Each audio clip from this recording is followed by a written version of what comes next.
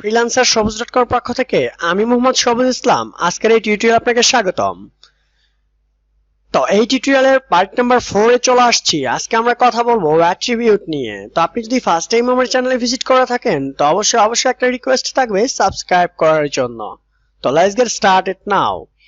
HTML এর প্রতিটি element ব্রাউজারে একটা নির্দেশনা দেয় যে তার ভিতরে থাকা কন্টেন্ট কিভাবে প্রদর্শন করবে। যেমন HR এলিমেন্ট ব্রাউজার বলে একটা আড়াআড়ি লাইন দেয়া, আবার H1 স্টার্ট এবং H1 ইন বলে একটা বড় ফন্টের শিরোনাম তৈরি করে ইত্যাদি। এখানে এলিমেন্ট আছে যা ব্রাউজারকে যেটা বলে সেটার সাথে আরো নতুন কিছু যোগ করে দেয়া যায়। এই যে একটা এলিমেন্ট নতুন তথ্য যোগ করলো এটাকে সেই এলিমেন্টের অ্যাট্রিবিউট বলে। H1 এলিমেন্টে যখন ব্রাউজারকে বড় ফন্টের শিরোনাম প্রদর্শন করে বলবে তখন অ্যাট্রিবিউট দিয়ে সেই শিরোনামটির রং কি হবে তাও বলে দিতে পারবে। যেমন আমি যদি H1 দ্বারা এক্সাম্পলটাকে শো করাই তাহলে অবশ্যই কিভাবে করতে হয় এগুলো আগে টিউটোরিয়ালে বলা আছে। তো এটাকে আমি দেখুন অ্যাট্রিবিউট H1 আমি এটাকে কন্ট্রোল-H দ্বারা সেভ করতেছি, দেন এটা আমি ব্রাউজারে রিলোড করব। তো এই যে ফন্টের কালারটা চেঞ্জ হয়ে গেছে। বেসিক ভাবে আমি যদি এখানে ইয়েলো না দিয়ে রেড দিয়ে দেই তাহলে ফন্টের কালারটা চেঞ্জ হয়ে যাবে।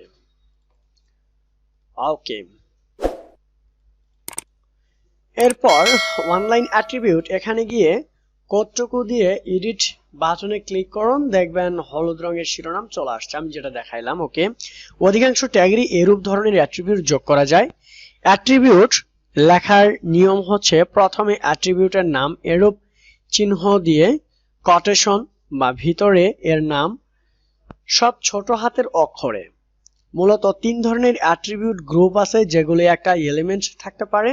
এর মধ্যে কোড অ্যাট্রিবিউট এর ব্যবহার সবচেয়ে বেশি দেখবেন। আইডি, ক্লাস, টাইটেল, স্টাইল হলো কোর অ্যাট্রিবিউট।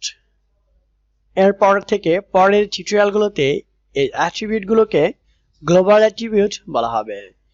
HTML5 এর বেশ কিছু নতুন অ্যাট্রিবিউট এসেছে, যেমন কন্টেন্টুয়াল, কন্টেন্ট মেনু, ড্র্যাগেবল, ড্রপ ডাউন ইত্যাদি নিয়ে পরে আমরা যে কোনো একটা বিষয় নিয়ে আলোচনা করব। ওকে, বিস্তারিত আলোচনা হবে।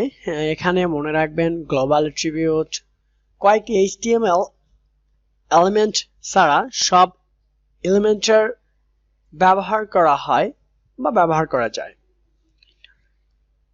অ্যাট্রিবিউট হচ্ছে dir, ট্যাগ এগুলি, এবং UI ইভেন্ট অ্যাট্রিবিউট আছে যেমন ওয়ান ক্লিক, এগুলো আপনারা একটু চেক করে দেখবেন, ঠিক আছে। এর থেকে সব টিউটোরিয়ালে এগুলোকে ইভেন্ট অ্যাট্রিবিউটও বলা হয়।